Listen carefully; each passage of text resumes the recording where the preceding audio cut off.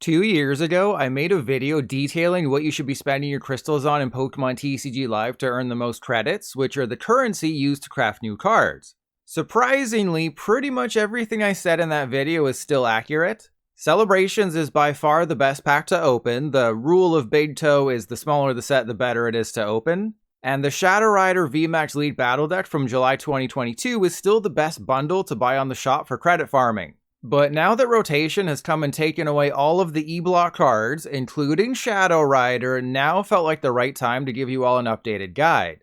I let my crystals build up over the past several months so I could buy every single deck in the shop that had potential.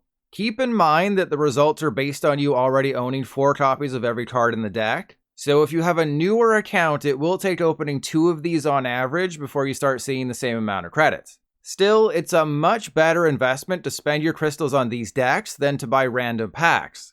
That's because you could open 100 packs and there's seriously a chance you get 0 credits. But if you open 3 of these decks, you know you're guaranteed to get thousands of credits. Alright, so in order from best to least best, we have the Shadow Rider VMAX Lead Battle Deck from July 2022 at number 1, which will give you 4,150 credits. To put that in perspective, that's the equivalent of crafting 7 EX Pokemon. Shadow Rider is the best because it has 3 copies of the V, 3 copies of the VMAX, rares in the form of Cresselia and Articuno, as well as 3 different rare trainers in Boss's Orders, Professor's Research, and Marnie. While we've determined that Shadow Rider is still number 1 for credit farming, unfortunately the vast majority of cards in it aren't standard legal anymore. If you want the best way to earn credits while also getting cards you can use in Standard, that's the Miraidon EX Lead Battle Deck from November 2023, which gives you 3,800 credits. While EX Pokemon are cheaper to craft than Vs, you still get 250 credits for 5th copies. What's even better is that if you played PTCGL anytime between April 2023 and March 20th, 2024, you received the Regieleki VMAX deck for free, meaning you can begin earning credits with the Miraidon deck that much faster. For posterity, I also bought the Palkia V-Star Lead Battle Deck from May 2023. Despite only having a 3-2 line of Palkia, it offers just shy of 3,500 credits if you own every card already. And what about the Gardevoir EX Lead Battle Deck releasing on April 5th? Now, this did require me to do some math by myself, and I can only do math by counting with my toes, but if I'm right, you'll get a total of 2,200 credits from the Gardevoir deck once you own all of the cards. That's a terrible number, so for the purposes of credit farming, avoid it.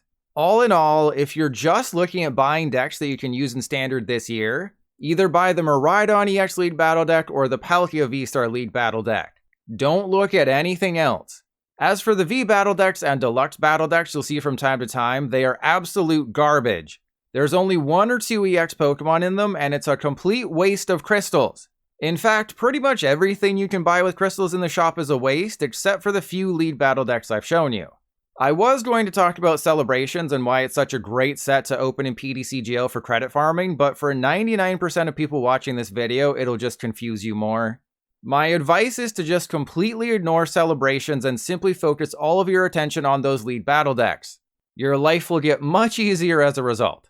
Since I know the question will be asked, here's how to craft cards you don't own in PTCGL.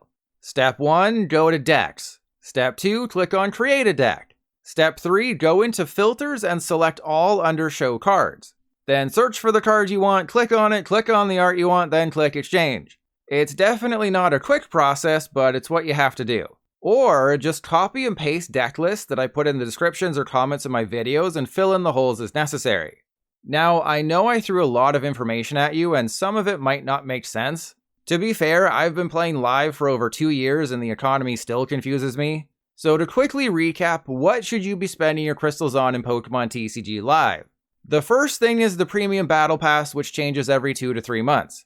At 600 crystals, you not only receive a free deck and 1,500 credits at Tier 0, but you'll also get 500 of those crystals back simply by leveling up the Battle Pass.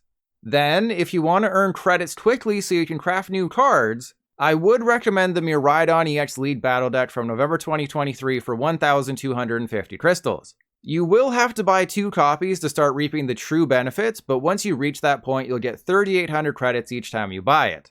Alternatively, the Shadow Rider VMAX Lead Battle Deck gives you 4,200 credits, but because nearly every card is rotated, you won't be able to use it in Standard. And to simplify it even further, only spend your crystals on the Premium Battle Pass and Miraidon EX League Battle Deck. Anything else and you're throwing your crystals away, which are by far the hardest currency to obtain. If you have any other questions about Pokemon TCG Live, post them in the comments. Otherwise, feel free to tell me how handsome I am in the comments. Both help boost the reach of this video, but only one boosts my ego.